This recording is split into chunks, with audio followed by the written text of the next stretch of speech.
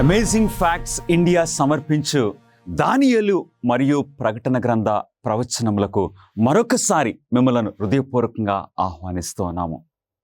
ఈ రాత్రి చాలా ప్రాముఖ్యమైన అంశము మనకున్నది. దేవుని ఉచిత ఆరోగ్య ప్రణాళిక. ఆరోగ్యంగా ఉండటానికి బైబిల్ మనకి ఏం తెలియచేస్తుంది? ఈ విషయములన్నీ కూడా ఈ పుస్తకంలో మీ కొరకు మేము అన్నీ కూడా సమకూర్చి ఉంచాము. ఈ పుస్తకాన్ని మీరు ఉచితంగా పొందాలంటే ఆ స్క్రీన్ మీద ఉన్న నంబర్కి దయచేసి ఈరోజే ఫోన్ చేయండి, లేక ఆ వెబ్సైట్ని దర్శించండి. మీ చేతుల్లో ఉచితంగా ఇది మేము పెట్టాలని ఆశపడుతున్నాము. దేవుని ఉచిత ఆరోగ్య ప్రణాళిక. ప్రార్థన చేసుకుని ఈ అంశంలోనికి మనం వెళ్దాం.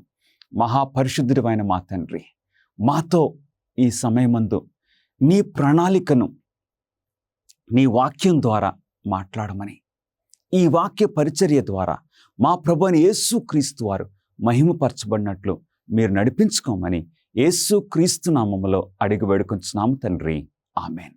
బబులోను రాజైన నెబుకద్నెజరు క్రీస్తు పూర్వము 605 సంవత్సరంలో యెరూషలేమును దర్శించాడు. నెబుకద్నెజరు ఆయన అధిపతి అయిన అష్ఫెనాజుకు ఒక ప్రాముఖ్యమైన వార్త ఇచ్చాడు.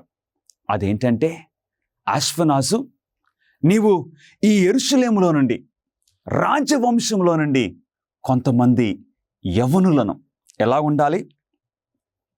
రాజవంశములో ముఖ్యులై లోపము లేని సౌందర్యమును, సకల విద్య ప్రావీణ్యతయు, జ్ఞానము కలిగి తత్వజ్ఞానము తెలిసిన వారై రాజు నగరనందు నిలవదగిన కొందరు బాలులను రప్పించి కల్దీయుల విద్యను భాషను వారికి నేర్పుము. అష్ఫెనాజు రాజు చెప్పిన ప్రకారంగా కొంతమంది యవ్వనులను, చక్కగా తెలివి గలవారిని, సౌందర్యము గలవారిని, నేర్చుకునే మనసు గలవారిని తీసుకొని ఇప్పుడు బబులోనుకు నెబుకద్నెజరు తీసుకొచ్చాడు. బబులోను తీసుకుని వచ్చిన తర్వాత దానియేలు 1వ అధ్యాయము 8వ వచనం తెలియజేస్తుంది. రాజు భుజించు భోజనమును పుచ్చుకొని తన్ను అపవిత్రపరచుకొనకూడదని దానియేలు ఉద్దేశించుకునను. నెబుకద్నెజరు ఆ యవనస్తులకు రాజు తినే భోజనము, రాజు యొక్క పానీయములు వారికి ఏర్పాటు చేశారు. కానీ దానియేలు గమనించాడు, రాజుగారు తినే భోజనం తిని తన్ను అపవిత్రపరచుకొనకూడదని దానియేలు చాలా మర్యాదగా ఆ అధిపతి దగ్గరికి వెళ్ళి బ్రతిమాలాడు. ఆ అధిపతి ఆశ్చర్యపోయాడు.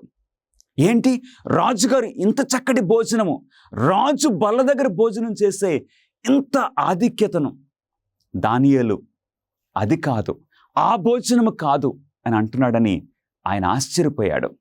కానీ దానియేలు చాలా తెలివిగా ఏమని చెప్పాడో తెలుసండి? దానియేలు గ్రంథము 1వ అధ్యాయము 12వ వచనంలో, భోజనమునకు శాఖ ధాన్యాదులను, పానమునకు నీళ్లను నీ దాసులమగు మాకు అప్పగించి దయచేసి 10 దినముల వరకు మమ్మను పరీక్షింపుము. 10 రోజులు దయచేసి ఆ మాంసాహారం బదులు శాఖ ధాన్యాదులు మాకు ఇవ్వండి.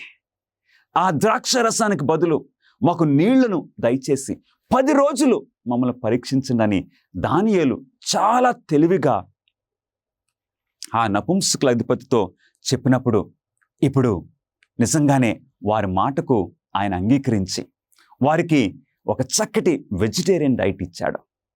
అప్పుడు 10 దినములైన తర్వాత దేవుని వాక్యం సెలవిస్తుంది.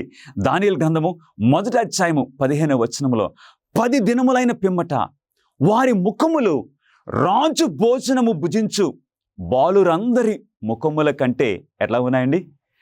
సౌందర్యముగాను కలగాను కనబడను. అవును ప్రియులరా, దేవుని యొక్క ఆశీర్వాదము వారిపైన ఉన్నది. వారు తీసుకొచ్చిన ఆహారాన్ని దేవుడు ఆశీర్వదించారు. 3 సంవత్సరాలు బబులోనులో వారు విద్య పూర్తయిన తర్వాత రాజుగారు దానియేలును, హననీయ, మిషాయేలు, అజరయ వీరిని రాజుగారు స్వయంగా పరీక్షించినప్పుడు ఇక అందరికంటే ఈ నలుగురు దానియేలు, హననీయ, మిషాయేలు, అజరయ వీరు 10 అంతలు చక్కగా తెలివిగా ఉన్నట్లు దేవుని వాక్యము సెలవిస్తుంది. గమనిస్తున్నారా ప్రియులరా? దేవుడు మానవులకిచ్చిన అసలు ఆహార పదార్థములు ఏమిటి? దేవుడు మానవులకు నియమించిన మొట్టమొదటి ఆహార ప్రణాళిక ఏమిటి? ఎలాంటి ఆహారము? సృష్టికర్త మానవులను సృష్టించినప్పుడు, ఎందుకంటే సృష్టికర్తకు తెలుసు ఎలాంటి ఆహారము ఈ శరీరములు తీసుకోవాలో, అందుకు దేవుడు ఎలాంటి ఆహారాన్ని మానవులకు ఆయన నియమించారో చూద్దాం. ఆదికాండము 1వ అధ్యాయము 29వ వచనములో దేవుడు, ఇదిగో భూమి మీదనున్న విత్తనములిచ్చు ప్రతి చెట్టును, విత్తనములిచ్చు వృక్ష ఫలము గల ప్రతి వృక్షమును మీకిచ్చి ఉన్నాను, అవి మీకు ఆహారమగును. విత్తనములిచ్చు ప్రతి చెట్టును, వృక్ష ఫలములు అంటే ఫ్రూట్స్, గ్రెయిన్స్ దేవుడు మానవులకు ఆహారంగా అనుగ్రహించారు. గమనిస్తున్నారా ప్రియులారా? ఎంత చక్కటి ఆహారము సృష్టికర్త మన కొరకు ఏర్పాటు చేశారు. కానీ ఆదాము హవ్వలు పాపం చేసిన తర్వాత దేవుడు వారి ఆహారానికి అదనంగా చేర్చిందేమిటి? ఆదాము హవ్వలు పాపం చేసిన తర్వాత ఆ పండ్లు, ఆ విత్తనములు, వాటితో పాటు ఇంకే ఆహార పదార్థాలని దేవుడు అదనంగా ఇచ్చారు. దేవుని వాక్యం సెలవిస్తుంది. ఆదికాండము 3వ అధ్యాయము 18వ వచనములో పొలములోని పంట తిందువు అంటే ఇప్పుడు ఆ పండ్లు, ఆ విత్తనములతో పాటు ఇప్పుడు దేవుడు కాయగూరలను కూడా మానవులకు ఆహారంగా ఇచ్చారు. గమనిస్తున్నారా? దేవుడు సృష్టికర్తకు తెలుసు. ఎలాగైతే మనం ఒక క్రొత్త కారు కొనుక్కున్నప్పుడు ఆ కారులో ఎలాంటి ఇంధనము పోయాలి, పెట్రోలా, డీజిలా, మంచిది ఆ మ్యానుఫ్యాక్చర్ ఏం చెప్తారో అది చేయటానికి మనం ప్రయత్నం చేస్తాం. మనల్ని సృష్టించిన ఈ సృష్టికర్త మనకు నియమించిన ఆహార విషయాలు ఏంటో మనం చూస్తూ ఉన్నాము. తర్వాత మనం గమనించినట్లయితే సృష్టికర్త నియమించిన ఆహారము ఎంత ప్రాముఖ్యమో ఇక్కడ చిత్రంలో మనము ఒక దంపతులను చూస్తూ ఉన్నాము. ఈ దంపతులు పేర్లు జానెట్ మరియు యాలన్. ఈ జానెట్ మరియు యాలన్ వారు ఏం చేశారో తెలుసండి? జానెట్ మరియు యాలన్ వారిద్దరూ కలిసి మనము ప్రతిరోజు ఒక మ్యారథాన్ రన్ పరిగెట్టాలి. మ్యారథాన్ అంటే ఎంత? మ్యారథాన్ అంటే 26 కిలోమీటర్లు, 26 మైళ్ళ కంటే దూరము ఒక మ్యారథాన్ అంటే. లేక కిలోమీటర్లు అయితే 42 కిలోమీటర్ల కంటే ఎక్కువ దూరము. రోజుకి ఒకసారి 42 కిలోమీటర్లు పరిగెట్టడము. జానెట్ మరియు యాలన్ ప్రతిరోజు పరిగెట్టడం మొదలుపెట్టారు. ఆస్ట్రేలియా అంతా, ఆ దేశం, ఆ ఖండం అంతా కూడా వారు పరిగెట్టేసినట్లు మనకి వార్త వచ్చింది. ఏం చేశారో తెలుసా? సరిగ్గా 2013 సంవత్సరాన జనవరి 1వ తేదీన ఈ దంపతులిద్దరూ కూడా 2013 జనవరి 1వ తేదీన వారు నిర్ణయం చేసుకున్నారు. ఏమనంటే రోజుకి ప్రతిరోజు ఈ సంవత్సరం అంతా కూడా మనము ఒక్కొక్క మ్యారథాన్ చేయాలి. ప్రతిరోజు డిసెంబర్ 31, 2013 సంవత్సరం వచ్చేసరికి ఎన్ని మ్యారథాన్ రేసులు పరిగెట్టారో తెలుసండి? 365 రేసులు. ఆ సంవత్సరం అంతా ప్రతిరోజు, అంటే ప్రతిరోజు ఉదయాన్నే 4 గంటలకు లేచేవారు. ఎందుకంటే ఎండ ఎక్కువ అవ్వకముందే మనం 42 కిలోమీటర్లు పరిగెట్టేసేయాలి ప్రతిరోజు. తర్వాత వారు ఏం చేశారంటే అదే ఎక్కువ అనుకుంటే మరలా జనవరి 1, 2014 సంవత్సరంలో, అంటే ఆ న్యూ ఇయర్ రోజున వారు మరలా ఇంకొకసారి మ్యారథాన్ చేశారు. ఎందుకంటే గిన్నీస్ వరల్డ్ రికార్డ్స్ మనం బ్రేక్ చేయాలని ఉద్దేశంతో చేశారు. ఈ జానెట్ యాలెన్ వీరిద్దరూ కూడా వెజిటేరియన్స్, సంపూర్ణంగా వెజిటేరియన్స్. ఈ సంవత్సరం అంతా వారు పరుగు పెట్టినప్పుడు వారు ఏం చేశారో తెలుసండి? ఎన్ని అరటిపళ్ళు తిన్నారో తెలుసా? 11,000 అరటిపండ్లు ఇద్దరూ కలిసి తిన్నారు. తర్వాత ఇక ఫ్రూట్స్ ఇవన్నీ తింటూ ఓన్లీ వెజిటేరియన్ డైట్ మీదే ఈ విధంగా వారు పరుగులు చేశారు. వారి వయసు ఎంత? జానెట్ 64 సంవత్సరాల వయసు, యాలెన్ 67 సంవత్సరాల వయసు. వారి యొక్క ఉద్దేశం ఏంటి? వెజిటేరియన్ డైట్ మాకు ఈ శక్తినిస్తుంది, ఇలాగ పరిగెట్టనిస్తుంది. ఇంకా చెప్పాలంటే ఈ జానెట్కి 10 సంవత్సరాల క్రిందట ఆమెకు బ్రెస్ట్ క్యాన్సర్ వచ్చింది. కానీ ఈ వెజిటేరియన్ డైట్ ద్వారా ఆమె సంపూర్ణంగా స్వస్థత పడింది. ఇప్పుడు ఆ క్యాన్సర్ సూచనలు ఏమీ లేవు. చక్కగా ప్రతిరోజు వారు పరిగెట్టి గిన్నిస్ బుక్ ఆఫ్ వరల్డ్ రికార్డ్స్ని బ్రేక్ చేశారు. గమనిస్తున్నారా? సృష్టికర్త మన దేవాతి దేవుడు ఈ శరీరానికి అవసరమైన ఆ డైట్ని మనము కూడా పాటిస్తే మనం ఆరోగ్యంగా సంవత్సరం అంతా రోజుకొక మ్యారథాన్ పరిగెట్టడం అంటే మాటలు కాదండి. వారు చేశారు. ఆ వయసులో ఎంత అద్భుతమైన సాక్ష్యమో. దేవుడు మన శారీరక ఆరోగ్యం గురించి నిజంగా పట్టించుకుంటాడా? మన ఆరోగ్యం గురించి దేవునికి శ్రద్ధ? దేవుని వాక్యము ఏం సెలవిస్తుందో మనం చూద్దామండి. దేవుని వాక్యము సెలవిస్తుంది. మత్తయి సువార్త 4వ అధ్యాయము 23వ వచనము. యేసు వారి సమాజ మందిరాలలో బోధించుచు దేవుని రాజ్యమును గూర్చిన సువార్తను ప్రకటించుచు ప్రజలలోని ప్రతి వ్యాధిని రోగమును స్వస్థపరచుచు గలిలయ అందంతటా సంచరించెను. మన ప్రభు అయిన యేసుక్రీస్తు వారు ఈ భూమి మీద జీవించినప్పుడు ఆయన బోధించారు. మంచి బోధకుడు. ఆయన బోధించడం మాత్రమే కాదు, ఆయన బోధతో పాటు స్వస్థత కూడా. అంటే దేవుని యొక్క ఉద్దేశం ఏంటండి? అందరూ కూడా మంచి ఆరోగ్యంతో ఉండాలని దేవుని ఉద్దేశం. అందుకే ప్రభు అయిన యేసుక్రీస్తు వారు ఆయన ఒక ప్రక్క నుండి బోధిస్తూ మరొక ప్రక్క నుండి స్వస్థపరుస్తూ ప్రజలందరూ కూడా ఆరోగ్యంగా ఉండాలనే ఉద్దేశంతో యేసుక్రీస్తు వారు ఆయన పరిచర్యలో మనం చూస్తూ ఉన్నాము. అంతేకాదు దేవుని వాక్యం సెలవిస్తుంది 3వ యోహాను 1వ అధ్యాయము 2వ వచనంలో, ప్రియుడా, నీ ఆత్మ వర్ధిల్లుచున్న ప్రకారము నీవు అన్ని విషయములలోనూ వర్ధిల్లుచు సౌఖ్యంగా ఉండవాలని ప్రార్థించుచున్నాను. అంటే నా సహోదరుడా, నా ప్రియుడా, నా సహోదరి, నీవు ఆత్మీయంగా ఎదగాలని నేను కోరుకుంటున్నాను.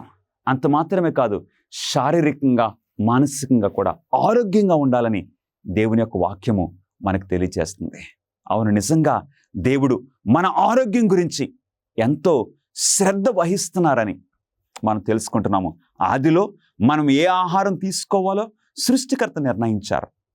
ఆరోగ్యంగా జీవించాలని దేవుని యొక్క ఉద్దేశము. అంత మాత్రమే కాదు, యోహాను సువార్త 10వ అధ్యాయము 10వ వచనంలో, గొర్రెలకు జీవము కలుగుటకును అది సమృద్ధిగా కలుగుటకును నేను వచ్చి తిని. ప్రభువైన యేసుక్రీస్తు వారు అంటున్నారు, నీకు సమృద్ధి జీవము, అబండెంట్ లైఫ్. అవును, అన్ని విషయాల్లో మనం ఆరోగ్యంగా ఉండాలి. శారీరకంగా, మానసికంగా, మరి ప్రాముఖ్యంగా ఆత్మీయంగా ఆరోగ్యంగా ఉండాలని మన ప్రభువైన యేసుక్రీస్తు వారు ఈ భూమి మీదకి మనకు మాదిరి ఇవ్వటానికి వచ్చారు.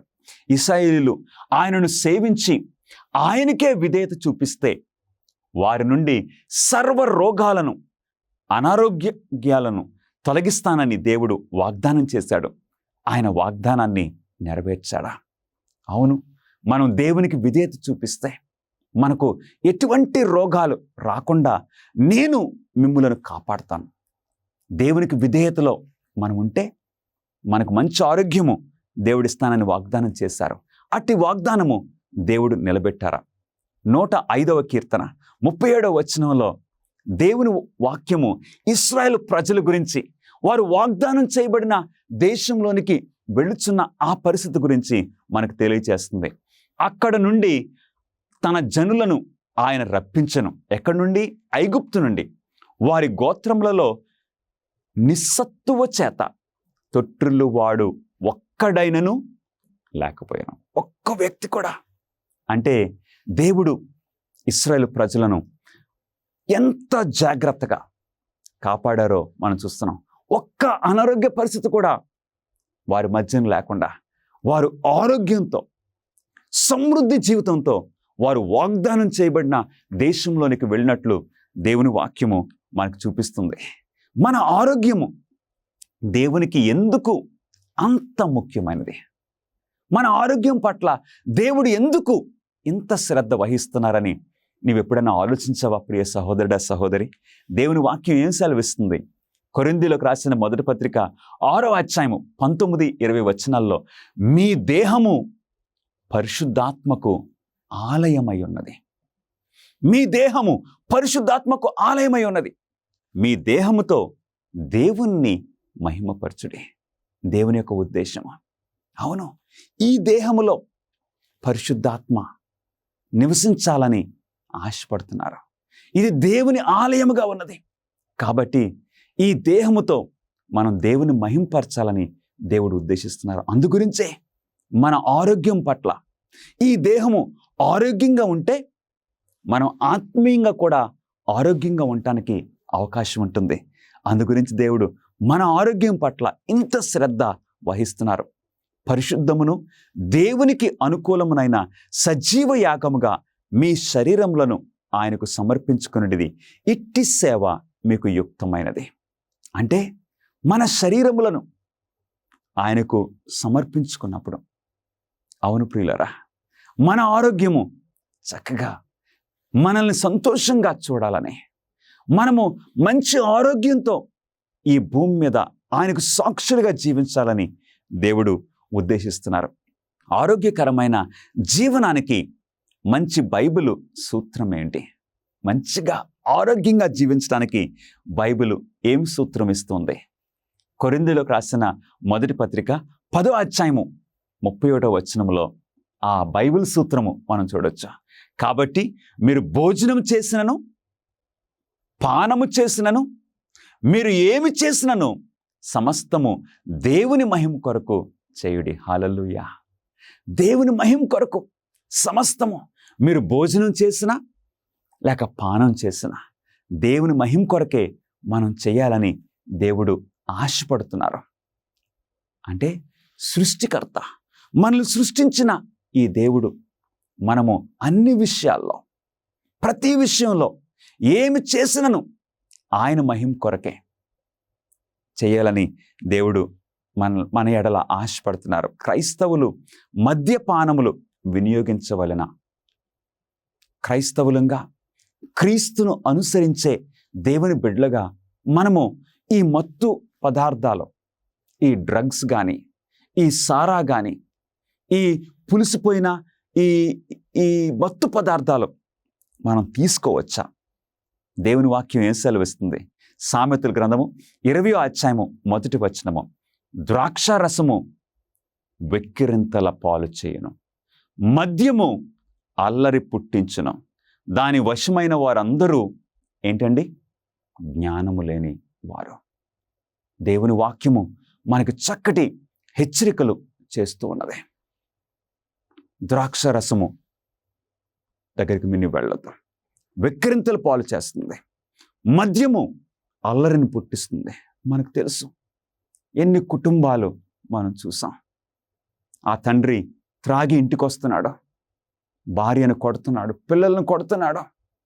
ఆ కుటుంబము ఆ విధంగా చితుకుపోతుంది, అల్లరి పుట్టిస్తుంది. దాని వశమైన వారు జ్ఞానం లేని వారు.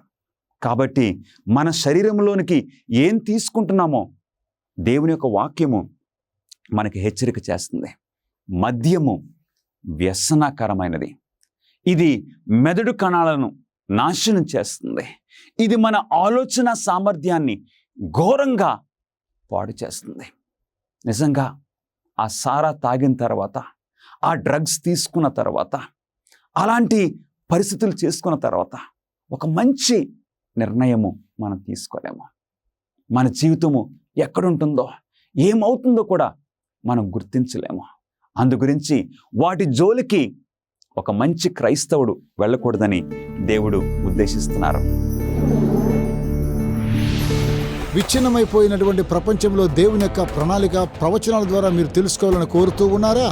ఆచరణాత్మకమైనటువంటి గొప్ప సవాళ్లను మీరు ఎదుర్కోవాలనుకుంటే మిమ్మల్ని ఉత్తేజపరుస్తున్నాం, ఉత్సాహపరుస్తున్నాం. అమేజింగ్ ఫ్యాక్ట్స్ వారు బైబిల్ చదువుకునేటువంటి గైడ్స్ మీ కొరకై 27 పుస్తకాలను మీకు అనుగ్రహిస్తున్నారు. అద్భుతమైనటువంటి గ్రాఫిక్స్ ద్వారా మీరు అర్థం చేసుకోవడానికి నేరుగా మీకు సమాధానం దయచేస్తూ ఉన్నారు. ప్రతి చదువుకునేటువంటి ఈ గైడ్ ద్వారా బైబిల్లో సరైన సమాధానం గ్రహించుకోగలరు. మీ జీవితంలోని ప్రాముఖ్యమైన ప్రశ్నలకు సమాధానం ఇస్తుంది. ఏ విధంగా మీరు సంబంధాన్ని పెంచుకోగలరు, ప్రభువైన యేసుక్రీస్తు వారు ఎప్పుడు రాబోతూ ఉన్నాడు, ఇంకా ఎన్నో విషయాలను తెలుసుకోవచ్చు. భవిష్యత్తులో ఈ యొక్క విలువైన విషయాన్ని కోల్పోకండి. మీ జీవితాన్ని రూపాంతరపరుస్తూ ఉన్నాయి అమేజింగ్ ఫ్యాక్ట్స్ వారు ఇచ్చేటువంటి బైబిల్ చదువుకునే పుస్తకం. ఇవి మీకు ఇంగ్లీష్ లోను, హిందీ, తమిళ్, తెలుగులో మీకు లభిస్తూ ఉన్నాయి. వేచి ఉండకండి, వెంటనే మీ యొక్క స్టడీ గైడ్స్ ను ఇప్పుడే ఆర్డర్ చేయండి. AFTV.in అనేటువంటి మా వెబ్సైట్ ని సంప్రదించి వెంటనే పొందండి. తమ దేహములను అపవిత్రపరచు వారికి దేవుడు ఏమి చేయను? దేవుడిచ్చిన ఈ చక్కటి దేహాన్ని మనం గనుక అపవిత్రపరిస్తే మరి దేవుడు ఏం చేస్తారో దేవుని వాక్యం ఏం సెలవిస్తుంది? కొరింథీయులకు రాసిన మొదటి పత్రిక 3వ అధ్యాయము 16-17 వచనంలో, మీరు దేవుని ఆలయమై ఉన్నారనియు ఎవడైనను దేవుని ఆలయమును పాడు చేసిన ఎడల దేవుడు వానిని పాడు చేయను. అంటే దేవుడు ఈ విషయాన్ని చాలా సీరియస్గా తీసుకుంటున్నారని మనం గ్రహిస్తూ ఉన్నాము. దేవుని ఆలయమై ఉన్నాము. ఈ ఆలయాన్ని మనం పాడు చేస్తే దేవుడు మనల్ని పాడు చేస్తారని సెలవిస్తున్నారు.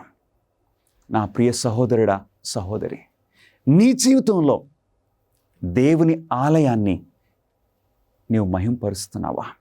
ఈ దేవుని ఆలయాన్ని జాగ్రత్తగా కాపాడుకుంటున్నావా?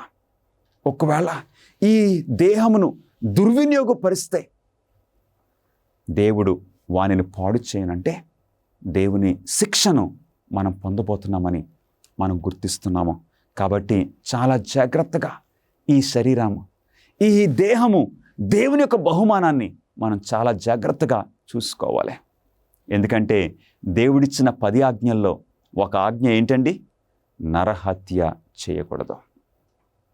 నరహత్య చేయొద్దు అంటే నేను ఇతరుల్ని చంపడానికి నాకు అధికారం లేదు. ఎందుకంటే ప్రాణం తీయటానికి, ప్రాణం ఇవ్వటానికి అధికారం లేదు, ప్రాణం తీయటానికి నాకు అధికారం లేదు. నీ ప్రాణాన్నే కాదు, నా ప్రాణాన్ని నేను తీసుకోవడానికి కూడా నాకు అధికారం లేదు. ఎందుకంటే అది నరహత్య, ఆత్మహత్య, పాపము ప్రియులరా. సో మన దేహాల్ని మనం జాగ్రత్తగా చూసుకోవాలి. భారతదేశంలో స్త్రీ పురుషులతో కలిపి దాదాపు 26,70,00,000 మంది పొగాకు వినియోగదారులు మన దేశంలో ఉన్నారు. 26,70,00,000 స్త్రీలేంటి, పురుషులేంటి, యవనస్తులేంటి. అంటే ఏంటో తెలుసా ప్రియులరా? మన భారతదేశము ఈ పొగాకు వినియోగంలో ఏ స్థానంలో ఉందండి? 2వ స్థానంలో ఉన్నది. అంటే ఎంత ఈ శరీరాలను, దేవుడిచ్చిన ఈ శరీరాలను ఎంత దుర్వినియోగం చేస్తున్నామో ఒకసారి గమనిస్తున్నావా ప్రియ సహోదరుడా, సహోదరి? నీ జీవితంలో నీవు ఆరోగ్యంగా జీవిస్తున్నావా? ఈ దేవుని ఆలయాన్ని నువ్వు పాడు చేస్తున్నావా? జాగ్రత్తగా చూసుకుంటున్నావా? మనుషులు తినడానికి దేవుడు ఏ జంతువులను అనుమతించారు? ఎలాంటి జంతువులను మనం తీసుకోవచ్చు? దేవుని వాక్యము మనకు సెలవిస్తుంది. లేవికాండము 11వ అధ్యాయము 3వ వచనంలో ఎలాంటి జంతువులను మనం ఆహారంగా వాడుకోవచ్చు? జంతువులలో ఏది డెక్కలు గలదై నెమరు వేయునో దానిని తినవచ్చును. అవును ప్రియులారా, అసలు మానవులు ఈ మాంసాహారం తీసుకోవటము ఎప్పుడు ప్రారంభమైందో తెలుసా? నోవాహు జలప్రళయము తరువాత. అంటే జలప్రళయం ముందు అందరూ కూడా శాకాహార భోజనమే తీసుకునేవారు. అందు గురించి జలప్రళయం ముందు వారి యొక్క వయస్సు, వారి యొక్క ఆయుష్ ఎంతకాలం ఉండేదండి? 500 సంవత్సరాలు, 700, 900 సంవత్సరాలు, 969 సంవత్సరాలు మెతుషాల జీవించాడు. కానీ జలప్రళయం తర్వాత ఆ ఆయుష్ నెమ్మదిగా తగ్గిపోయింది. ఎందు గురించి? ఆహార అలవాట్లు మారిపోవటం వలన.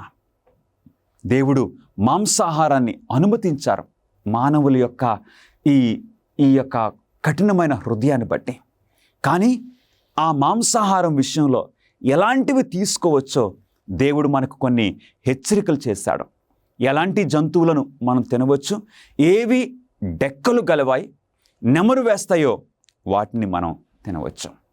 ఏ రకమైన చేపలు మరియు సముద్రపు ఆహారము పవిత్రమైనది, ఎలాంటి చేపలు మనం తినవచ్చు, దాని గురించి ఈ బైబిల్ ఇస్తున్న గైడ్ లైన్స్ ఏంటి? దేన్ని బడితే దాన్ని మనం తినటానికి వీల్లేదు. జలచరములన్నిటిల్లో వీటిని తినవచ్చును. ఎట్లాంటివి? వేటికి రెక్కలు పొలుసులు ఉండునో వాటిని తినవచ్చు. పొలుసులు లేని చేపలు మనం తినకూడదని దేవుడు ఉద్దేశించారు. గమనిస్తున్నారా ప్రియులరా?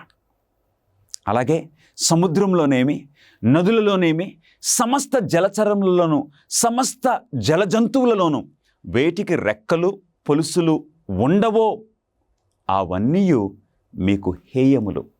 హేయములంటే మీ శరీరాన్ని అపవిత్రపరిచేవి. కాబట్టి దేవుడు మనకి చక్కటి హెచ్చరికలు ఏమి తినవచ్చో ఏమి తినకూడదో ఇచ్చారు. ఒక ప్రాముఖ్యమైన హెచ్చరిక ఏంటో తెలుసా ప్రియులరా? దేవుడు ఎప్పుడు కూడా ఏవైతే ఇతర జంతువులను తింటున్నాయో వాటిని మనం తినకూడదని దేవుడు ఒక చక్కటి సరిహద్దు గీత గీశారు మనకు. ఎందుకంటే జంతువులు తినే వాటిని మనం తినకూడదు. కానీ ఈ ఆహార విషయంలో తినే ఈ యొక్క మాంసాహారంలో ఏవైతే శుభ్రంగా పవిత్రంగా ఉంటాయో వాటిని మాత్రమే తినవచ్చు. అవే మనకు పవిత్రమైన ఆహారము. మిగిలినవన్నీ మనకు హేయములు. మరి పక్షుల్లో, జంతువుల్లో చూసాము, చేపల్లో చూసాము. ఇప్పుడు పక్షుల్లో ఏ పక్షులు అపవిత్రమైనవి? దేవుని వాక్యము క్లియర్గా మనకిచ్చేస్తుంది.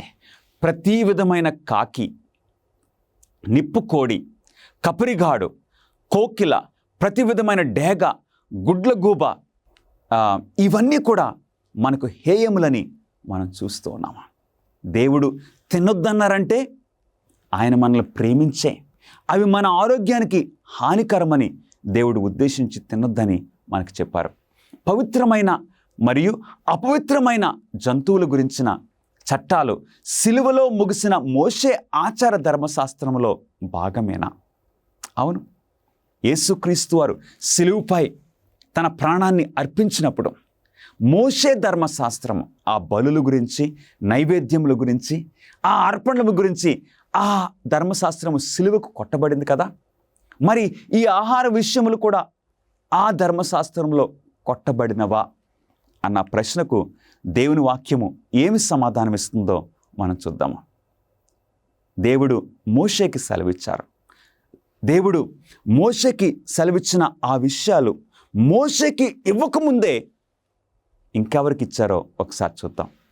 ఆదికాండము 7వ అధ్యాయము 1వ వచనంలో దేవుడు నోవాహును ఒక ఓడను సిద్ధపరచమన్నారు. జలప్రళయం వస్తుంది. అప్పుడు నోవాహుతో దేవుడు ఏం చెప్పారు? నీవును నీ ఇంటి వారును ఓడలో ప్రవేశించుడి. ఓకే, పవిత్ర జంతువులలో ఏం చేయాలండి?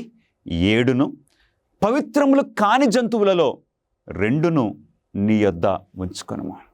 అంటే ఏ జంతువులు పవిత్రమైనవో ఏ జంతువులు అపవిత్రమైనవో నోవాహు కాలంలోనే వారికి అట్టి అవగాహన ఉన్నది.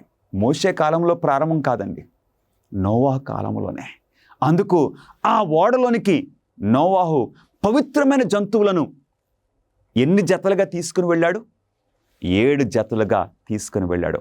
అపవిత్రమైన జంతువులు 2 మాత్రమే, 1 జత మాత్రమే. గమనిస్తున్నారా ప్రియులరా? మోషే కంటే ముందే నోవాహు కాలంలోనే పవిత్రమైన జంతువులేంటి, అపవిత్రమైన జంతువులేంటో దేవుడిచ్చేశారు. గలతీయులకు రాసిన పత్రిక 6వ అధ్యాయము 7వ వచనంలో మోసపోకుడి, దేవుడు వెక్కిరింపబడడు. మనుష్యుడు ఏమి విత్తునో ఆ పంటనే కోయను. అనేక మంది నేను ఏమి తిన్నా పర్వాలేదు, నేను ఏం త్రాగినా పర్వాలేదు, నేను ఆరోగ్యంగానే ఉంటాను అని అనేక మంది గర్వంగా ఇష్టం వచ్చింది తింటూ ఉన్నారు. ఏంటో తెలుసా? ఆ మార్గంలో వెళ్తే ఖచ్చితంగా హై కొలెస్ట్రాల్, మన జీవితాన్ని మనమే మన పళ్ళతో మనమే మన సమాధిని తవ్వుకుంటున్నాం ప్రియులరా. అందుగురించి ఏమి విత్తుతామో అది కోయక తప్పదు.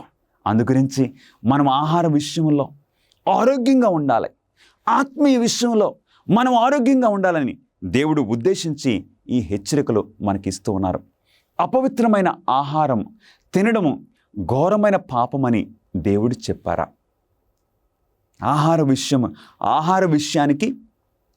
ఆహారానికి రక్షణకు ఏమన్నా సంబంధము ఉన్నదా? యెషయా గ్రంథము 66వ అధ్యాయము 15-17 వచనాల్లో దేవుని వాక్యము ఈ విధంగా సెలవిస్తుంది. ఆలకించుడి, మహాకోపముతో ప్రతీకారము చేయుటకును అగ్ని జ్వాలలతో గద్దించుటకును యెహోవా అగ్ని రూపముగా వచ్చుచున్నాడు. ఆయన రథములు తుఫాను వలె త్వరపడుచున్నవి. తాము ప్రతిష్ఠించుకొనుచు పవిత్రపరుచుకొనుచున్న వారై. ఎవరైతే వారి శరీరాలను, వారి దేహములను, దేవుని యొక్క ఆలయాన్ని ఎవరైతే అపవిత్రపరుచుకుంటారో వారిని దేవుడు ఖచ్చితంగా శిక్షిస్తారని దేవుని వాక్యం సెలవిస్తుంది. గమనిస్తున్నారా ప్రియులరా? మన ఆరోగ్యానికి పట్ల దేవుడు ఎంతో శ్రద్ధ వహిస్తున్నారు. 66వ అధ్యాయము యెషయా గ్రంథము 17వ వచనంలో పంది మాంసమును, హేయ వస్తువును, పంది కొక్కులను తినువారును ఒకడును తప్పకుండా నశించెదరు. ఇది యెహోవా వాక్కు. నా ప్రియ సహోదరి, నా ప్రియ సహోదరుడా, నీ జీవితంలో పంది మాంసమును నువ్వు తింటున్నావా? నీ జీవితంలో పంది మాంసం తింటున్నావా? దేవుని వాక్యం ఏం సెలవిస్తుంది? పంది మాంసమును, హేయ వస్తువును, పంది కొక్కులను తినువారు ఒక్కడును తప్పకుండా నశించెదరు. ఇదే యెహోవా వాక్కు. మనలో అనేక మంది క్రైస్తవులు పర్వాలేదు, పంది మాంసం తినొచ్చు. అవును, ఎలాంటి జంతువులను మనం తినొచ్చు? అవి డెక్కలు విడిగా ఉండాలి, తర్వాత అది నెమరు వేయాలి. పందిని మనం గమనించినట్లయితే డెక్కలు విడిగానే ఉంటాయి, కానీ పంది నెమరు వేయదు. పంది నిషిద్ధమైనది ప్రతిదాన్ని తింటుంది. ఆ పంది మాంసము మనకి హానికరము, ఎన్ని రోగములతో ఉన్నది. అందుకు పంది మాంసము దేవునికి హేయము, మన శరీరంలోనికి తీసుకొనడానికి వీలు లేదు. ఇది మన రక్షణకు సంబంధించింది. వారు ఖచ్చితంగా నశిస్తారని దేవుని వాక్యం సెలవిస్తుంది. అపోస్తల కార్యములు 10వ అధ్యాయంలోని పేతురు దర్శనం సంగతి ఏంటి? పేతురుకి అపోస్తల కార్యములు 10వ అధ్యాయంలో దేవుడు ఒక దర్శనం ఇచ్చారు. పేతురు ఆకలిగా ఉన్నాడు. మధ్యాహ్న సమయమందు ఆకలిగా ఉన్న ఆ టైంలో ఇంకా భోజనం తయారవుతుంటే పేతురు ఇప్పుడు ఆ మిద్దె మీదకి వెళ్ళాడు. వెళ్ళి అక్కడ ప్రార్థన చేస్తూ ఉన్నాడు. ప్రార్థన చేస్తూ ఉన్న ఆ టైంలో పేతురుకి ఒక దర్శనం కలిగింది. ఒక దుప్పట్లో ఏంటండి, అన్ని రకాల జంతువులు ఉన్నాయి. పేతురు, నువ్వు లేచి వాటిని తిను, వాటిని చంపుకొని తిను. వెంటనే పేతురు అన్నాడు, నేను అపవిత్రమైన జంతువులను నేను తీసుకోలేను, నేను తినలేను. ఆ దర్శనము 3 సార్లు ఆ దుప్పటితో ఆ జంతువులతో కిందకొచ్చి మళ్ళీ వెళ్ళిపోయింది. అప్పుడు పేతురు ఏం గ్రహించాడో ఒకసారి చూద్దామండి. అపోస్తల కార్యములు 10వ అధ్యాయము 28వ వచనంలో, అయితే ఏ మనుష్యుడును నిషేధింపదగినవాడ అని అయినను అపవిత్రుడు అని చెప్పకూడదని దేవుడు నాకు చూపించున్నాడు. పేతురు తర్వాత కొర్నేలి గృహము దగ్గర నుండి కొంతమంది వ్యక్తులు అదే సమయానికి ఇక్కడ పేతురికి దర్శనం వచ్చిన ఆ టైంలో ఆ వాకిట వారున్నారు. అప్పుడు పరిశుద్ధాత్మ దేవుడు పేతురికి సెలవిచ్చారు, వారితో నువ్వు వెళ్ళు. అవును ప్రియులరా, ఆ టైంలో శిష్యులకు, ఆ యూదులకు, వారు యూదులు అన్యులని అట్టి తేడాలు వారుకున్నవి. యూదులేమో పవిత్రులని, అన్యులేమో అపవిత్రమైన జనాంగమని అట్టి తేడాలు వారుకున్నవి మనుషుల పట్ల. కాబట్టి పేతురుకొచ్చిన ఈ దర్శనము, దేవుడిచ్చిన ఈ దర్శనం బట్టి పేతురు గ్రహించాడు ఏమనంటే, మనుషులలో అట్టి తేడా మనం చూపించకూడదు. ఈ దర్శనము అపోస్తల కార్యములు 10వ అధ్యాయంలో పేతురుకు దేవుడిచ్చిన ఆ దర్శనం ద్వారా ఆహారం గురించి కాదది, అది మనుషుల గురించి. ఏంటండి, అయితే ఏ మనుష్యుడును నిషేధింపదగినవాడు అని లేక అపవిత్రుడైనను చెప్పకూడదని దేవుడు నాకు చూపించున్నాడు. అందుకే అన్యుడైన కొర్నేలి ఇంటికి పేతురు వెళ్ళాడు. వెళ్ళి వారికి వాక్యం బోధించాడు, వారితో కలిసి భోజనం చేశాడు. తరువాత ఇక అపోస్తలుడైన పౌలు ఇక అన్యులకు సువార్త అందించడం మొదలుపెట్టినట్లు మనం చూస్తున్నాం. కాబట్టి మనుషులలో తేడాలు మనం చూపించకూడదు. వీరు పవిత్రమైన వారు, లేకపోతే వీరు గొప్పవారు, వారు బీదవారు అనే తేడాలు మనం చూపించకూడదు. మనుషుల్లో మనము కుల మత భేదాలు దేవుని బిడ్డలు చూపించరు. యేసుక్రీస్తు వారు అలాగే ఎప్పుడు కూడా చేయలేదు ప్రియులరా. క్రైస్తవులకు మంచి ప్రాథమిక ఆరోగ్య సూత్రం ఏంటి? మంచి సూత్రము ఏంటో చూద్దాం. కొరింథీయులకు రాసిన మొదటి పత్రిక 9వ అధ్యాయము 25వ వచనంలో, మరియు పందెమందు పోరాడు ప్రతివాడు అన్ని విషయములందును మితముగా ఉండును. అవును, ఎందుకంటే మనం ఒక పరుగు పందెంలో ఉన్నాం. ఈ పరుగు పందెములో యేసు వైపు చూచుచు మనము ఈ పరుగు పందాన్ని కొనసాగించాలి. అవును, అన్ని విషయములలో మనం మితముగా, అంటే సెల్ఫ్ కంట్రోల్, ఆశా నిగ్రహం కలిగి క్రైస్తవులంగా మనము క్రమమైన జీవితాలు మనం జీవిస్తూ ఉండాలని దేవుని వాక్యం మనకి సెలవిస్తుంది. బైబిలు ఆరోగ్య సూత్రాలు నేటికిని ఆచరణాత్మకంగా ఉన్నాయా? ఈరోజు వరకు బైబిల్లో ఇవ్వబడిన ఆరోగ్య సూత్రాలు ఈరోజు వరకు ఇవి మనకు వర్తిస్తున్నాయా? ఈ కాలంలో కూడా వీటిని మనం పాటించాలా లేదో ఒకసారి చూద్దామండి. ఒక 11 సూత్రాలు బైబిల్లో నుండి మనం చూద్దాం. మొట్టమొదటిది ఈ టైంలో చాలా ప్రాముఖ్యమైనది, క్వారంటైన్. దేవుడు లేవి కాండము 13వ అధ్యాయము 46వ వచనంలో ఈ విషయాన్ని తెలియజేశారు.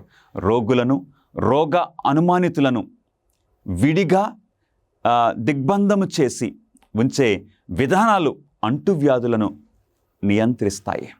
దేవుడు బైబిల్లోనే క్వారంటైన్ గురించి, ఎవరికైనా కుష్టు వ్యాధి కానీ అలాంటి వ్యాధి వస్తే వారిని వేరుగా పెట్టాలని బైబిల్ పద్ధతి. ఇంకా ఎలాంటి ఆరోగ్య సూత్రాలను బైబిల్ ఇస్తుంది.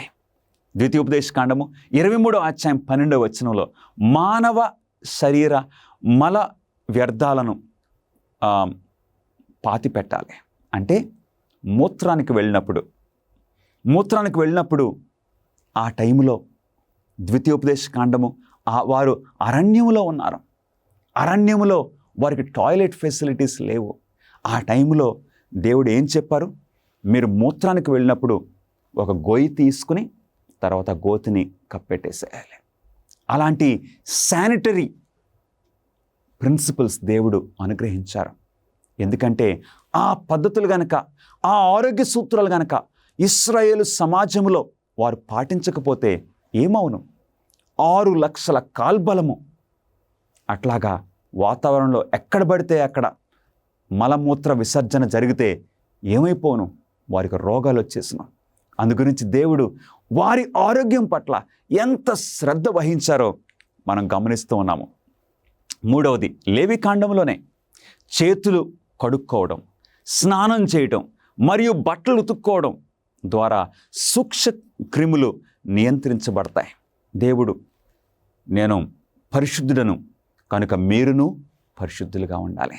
నేను మీ సమాజంలో నేను సంచరిస్తాను కాబట్టి మీరు పరిశుభ్రంగా అన్నీ ఉంచుకోవాలని దేవుడు ఆయన ఒక తండ్రిగా వారికి హెచ్చరిక చేశారు.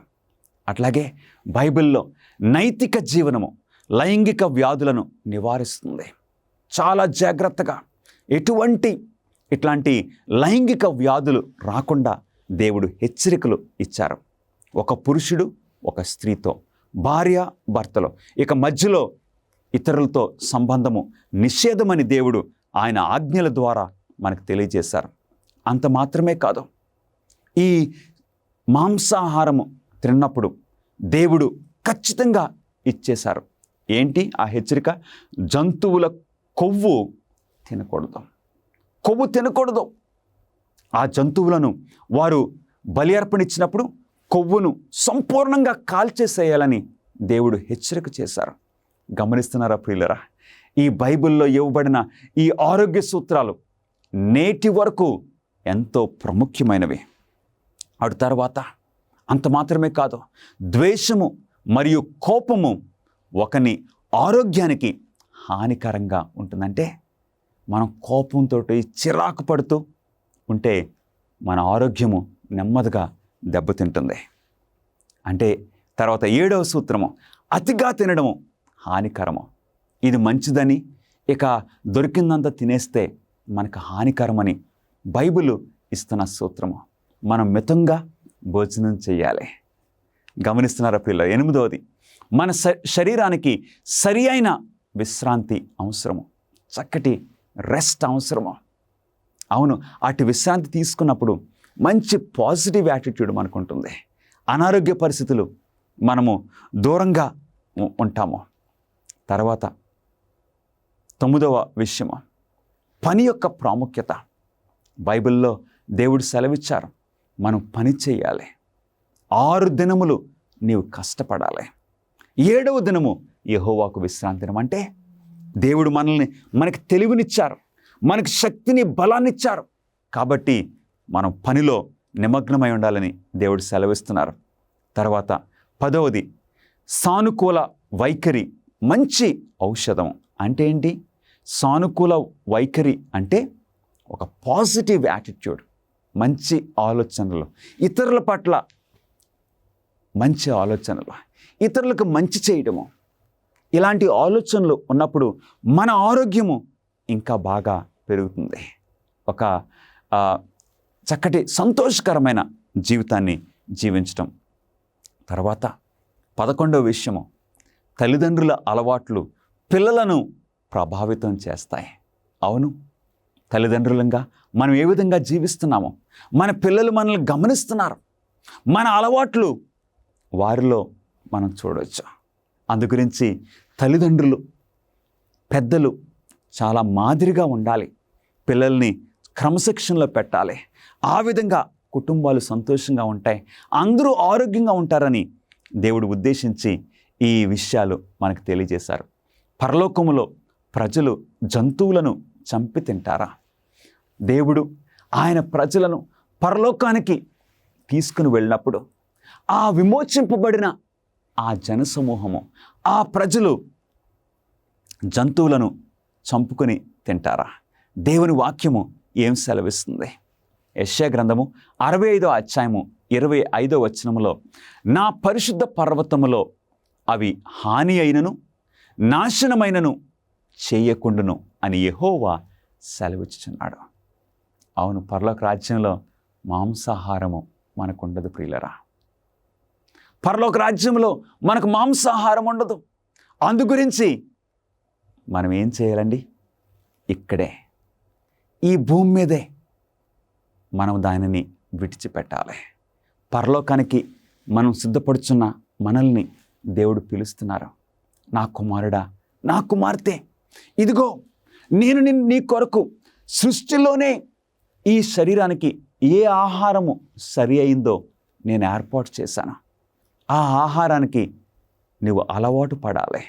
ఎందుకంటే మనం పరలోకానికి సిద్ధపడుతున్నాం. అట్టి ఆహారం తినడానికి ఇప్పుడు నుండే మనం సిద్ధపడాలి.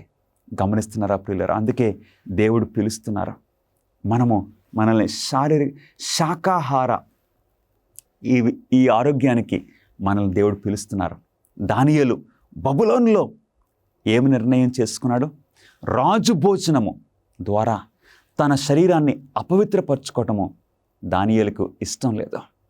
అందుగురించి దానియేలు, హననీయ, మిషాయేలు, అజరయ ఈ నలుగురు కూడా మాకు శాఖా ధాన్యాదులు ఇవ్వండి, మాకు ద్రాక్ష రసానికి బదులు మంచినీళ్ళు మాకు ఇవ్వండి. అందుగురించి దానియేలు జీవితాన్ని మనం చూస్తున్నాం. దానియేలు ఇంచుమించు 100 సంవత్సరాలుగా వరకు ఆయన జీవించాడు. ఆయన మైండ్ షార్ప్గా ఉంది, ఆరోగ్యము, శరీరము షార్ప్గా ఉంది. దేవునితో దానియేలు యొక్క సంబంధము చాలా వివేకముతో పరిపూర్ణంగా ఉన్నది. కాబట్టి దేవుడు నిన్ను నన్ను పిలుస్తున్నారు. పరలోకములో మరణము ఉండదని ప్రకటన గ్రంథము 21వ అధ్యాయము 4వ వచనం తెలియజేస్తుంది. అక్కడ మరణం ఉండదు. ఏ జంతువులు మరణించడము అక్కడ ఉండదు. అట్టి జీవితం కొరకు దేవుడు నిన్ను నన్ను సిద్ధపరుస్తున్నారు. ప్రభువును ఆనందింపజేసే ఆహార మరియు ఆరోగ్య మార్పులను నేను ఎలా చేసుకోగలను? అవును, నా ఆహార అలవాట్లలో మన ప్రభువును ఏ విధంగా మనం ఆనందింపచేయగలము? అవును, ఎలా చేయగలుగుతామో తెలుసా అండి? యెహెజ్కేలు గ్రంథము 11వ అధ్యాయము 18వ వచనంలో, అక్కడ తాము ఉంచి ఉన్న విగ్రహములను తీసివేసి తాము చేసి ఉన్న హేయ క్రియలు చేయుట మానుదురు. హల్లెలూయా. అవును, దేవుని ప్రజలు దేవుని రాజ్యం కోసం ఎలా సిద్ధపడతారో, దేవుని మహింపరచడానికి ఎలా సిద్ధపడతారో తెలుసండి? వారు విగ్రహారాధన విడిచిపెడతారు. అది మనకు అర్థమైంది బానే. విగ్రహారాధన పరలోక రాజ్యంలో ఉండదు. ఇంకేంటండి? వారు చేసే హేయక్రియలన్నీ మానేస్తారు. దేవునికి అసహ్యమైన విషయములన్నీ. ఎందు గురించి? Out of love. దేవుని ప్రేమిస్తున్నాం కాబట్టి ఆయన ఆజ్ఞలను మనం గైకొంటాం. ఏదో పళ్ళు బిగించుకుని ఇంకొన్ని రోజులు తిన్ను అట్లా కాదండి. దేవుణ్ణి ప్రేమిస్తున్నాం కాబట్టి ఇంకొక జీవిని చంపటం నాకు ఇష్టం లేదు. నా ప్రియ స్నేహితులరా, వారు నా కట్టడలను నా విధులను అనుసరించి గైకొన్నట్లు నేను వారికి ఏక మనస్సు కలుగు చేసి వారి యందు నూతన ఆత్మ పుట్టింతును. అప్పుడు వారు నాకు జనులయుందురు, నేను వారికి దేవుడినై యుందును. దేవుడు అంటున్నారు, ఒక నూతన ఆత్మ వారికి నేను ఇస్తాను. అట్టి నూతన ఆత్మ నీవు పొందటానికి ఇష్టపడుచున్నావా? అవును ప్రభువా, నా జీవితాన్ని నీకు సమర్పిస్తున్నాను. నా అలవాట్లు నువ్వు మార్చు తండ్రి. నా అలవాట్లు మార్చుకోవడానికి, నా ఆహార అలవాట్లు మార్చుకోవడానికి నువ్వు శక్తిని ప్రభు అని ఈరోజు నీకు చెప్పడానికి ఇష్టపడుతున్నావా ప్రియ సహోదరుడా, సహోదరి? నూతన ఆత్మ నేను పుట్టిస్తాను. ఎలాంటి ఆత్మను దేవుడు ఇస్తానంటున్నారండి? దేవుని యొక్క పద్ధతులకు లోబడే, ఆహార విషయంలో, అన్ని విషయాల్లో దేవుణ్ణి మహిమపరిచే ఆ జీవితము నీకు కావాలని నీవు ఆశపడుతున్నావా? దేవుడు అంటున్నారు, నా ఆత్మ ద్వారా, ఇది శక్తి ద్వారా కాదు, బలము ద్వారా కాదు, నా ఆత్మ ద్వారా సాధ్యమవుతుంది. అవును ప్రియులరా, ప్రేమ ద్వారా. క్రైస్తవ జీవనంలో చాలా ముఖ్య భాగమైన తన ఆరోగ్య చట్టాలను, సూత్రాలను పాటించినందుకు దేవుడు దానియేలు మరియు అతని స్నేహితులను సన్మానించాడు. రాజుగారు పిలిచారు. 3 సంవత్సరాలు అయిన తర్వాత ఆ బబులోనులో వారు ఆ విద్యను పొందిన తర్వాత రాజుగారు స్వయంగా ఆ యవనస్తులందరినీ రాజుగారు పరీక్షించినప్పుడు అందరిలో దానియేలు, హననయ్య, మిషాయేలు, అజరయ్య, ఈ 4 యవనస్తులు చాలా బ్రైట్గా, చాలా వారి ముఖములు కళగా, అన్ని విషయాల్లో వివేకముగా, తెలివిగా వారున్నారు. ఎందు గురించి తెలుసా? వారు తీసుకున్న ఆహారాన్ని బట్టి మరియు దేవుని దీవెని బట్టి. అట్టి జీవితము నీవు కూడా ఆశపడుతున్నావా ప్రియ సహోదరుడా, సహోదరి? దేవుని వాక్యంలోని ఆరోగ్య సూత్రాలను పాటించడానికి మరియు మీ దేహాన్ని ఆయన ఆత్మ నివసించే పరిశుద్ధ ఆలయముగా సమర్పించడానికి మీరు సిద్ధంగా ఉన్నారా? ఈరోజు ప్రభువైన యేసుక్రీస్తు వారు నిన్ను పిలుస్తున్నారు. ఈ చివరి దినాల్లో మనం జీవిస్తున్నాము. ఆయన రాకడ బహు సమీపంగా ఉన్నది. ఆయన రాజ్యంలో జీవించడానికి దేవుడు మన జీవితాలని సిద్ధపరుస్తున్నారు. క్రీస్తుతో సహకరించడానికి బైబిల్ ప్రకారంగా మన ఆహార అలవాట్లు సరిచేసుకోవటానికి నీవు ఇష్టపడుతున్నావా? అవును, మన శక్తితో కాదు, మన బలంతో కాదు, దేవుని ఆత్మతో దేవుడు మనల్ని మార్చడానికి ఇష్టపడుతున్నారు. ప్రార్థన చేసుకుందాం. మహాపరిశుద్ధుడా, మీకే స్తుతులు, స్తోత్రములు. ఈరోజు మాకు ప్రభా, మా ఆహార అలవాట్ల గురించి మీరిచ్చిన ఈ ఉపదేశమును బట్టి మీకు స్తోత్రాలు చెల్లించుకుంటున్నాము. ప్రభా, మీ పద్ధతులను పాటించాలనే ఆశ మా హృదయంలో పుట్టుచున్నది. మీ ఆత్మను మాకు అనుగ్రహించి మా జీవిత పద్ధతులను, ఆహార అలవాట్లను మీ కృప ద్వారా మార్చమని, మా జీవితాలను సంపూర్ణంగా మీ చేతులకు సమర్పించుకుంటున్నాము. మా జీవితాల్లో మీరే మహిమ పొందవలసిందిగా యేసుక్రీస్తు నామములో అడిగి వేడుకొంచున్నాము తండ్రి, ఆమేన్. మా ప్రార్థనా బృందము మీ ప్రత్యేక ప్రార్థనా విన్నపాలను స్వీకరించి మీకోసం ప్రార్థన చేయడానికి సిద్ధంగా ఉన్నాము. దయచేసి స్క్రీన్ మీద కనిపించే ఫోన్ నెంబర్కి కాల్ చేయడానికి ఆలస్యం చేయకండి. లేక మీ ప్రార్థనా విన్నపములను prayer@aftv.in అనే అడ్రస్కు ఈమెయిల్ చేయమని కోరుచున్నాను.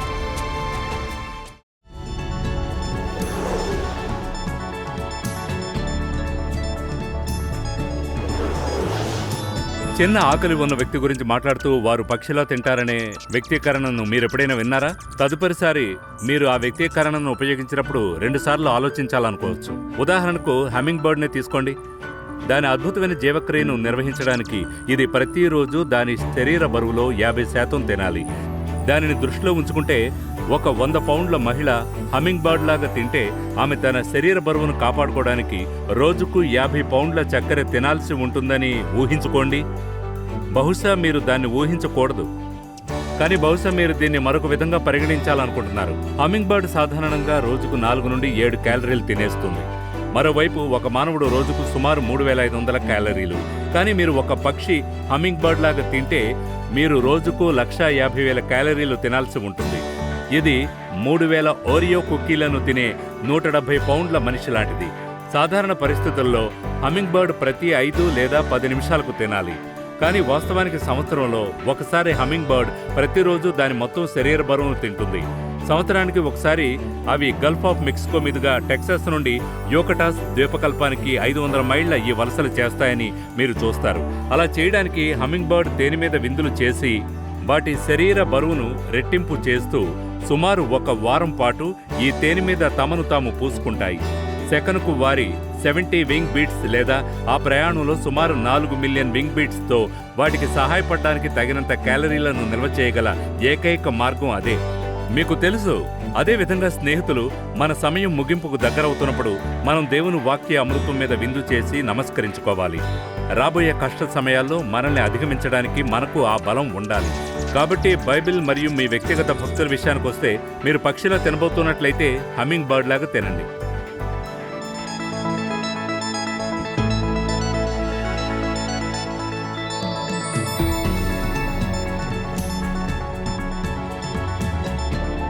మరిన్ని అమేజింగ్ ఫ్యాక్ట్స్ వీడియోల కోసం మా యూట్యూబ్ ఛానల్ దర్శించండి. సబ్స్క్రైబ్ చేయడం మర్చిపోవద్దు. సరదాగా చదవటం, చేయటం లాంటివి మీకు ఇష్టమా? అమేజింగ్ ఫ్యాక్ట్స్ నుండి అమేజింగ్ అడ్వెంచర్ బైబిల్ గైడ్స్ చాలా సరదాగా ఉంటాయి.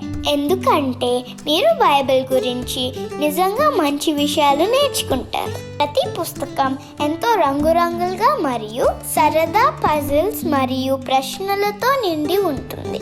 ఘట సర్పమును చంపుట, ఏకైక రక్షణ పడవ, సముద్రము గుండా ప్రయాణము మరియు సమాధుల మధ్య నుండి కేకలు వంటి 10 అద్భుతమైన ఈ పాఠాలు మిమ్మల్ని సాహసవంతమైన ప్రయాణానికి తీసుకువెళ్తాయి. నేను చాలా నేర్చుకున్నాను. ఇది ఇంగ్లీష్లో మాత్రమే అందుబాటులో ఉంటాయి. ఈ రోజే మీ తల్లిదండ్రులకు ఈ పూర్తి సెట్ ఆర్డర్ చేయమని చెప్పండి. ప్రసంగాలు మీ మనసులో ప్రశ్నలను తలెత్తేలా చేశాయా? మీకేమైనా బైబిల్ ప్రశ్నలు ఉన్నట్లయితే వాటికి సమాధానం ఇవ్వడానికి మేము సంతోషిస్తాము. దయచేసి స్క్రీన్ మీద కనిపించే ఫోన్ నంబర్కి కాల్ చేయడానికి ఆలస్యం చేయకండి. లేదా మీకున్న ప్రశ్నలను info@aftv.in అనే అడ్రస్కు ఈమెయిల్ చేయమని మిమ్మల్ని కోరుచూ ఉన్నాను. మీరు ఈ వాక్యాన్ని ధ్యానిస్తూ ఉన్నప్పుడు దేవుడు మిమ్మలను దీవించునుగాక.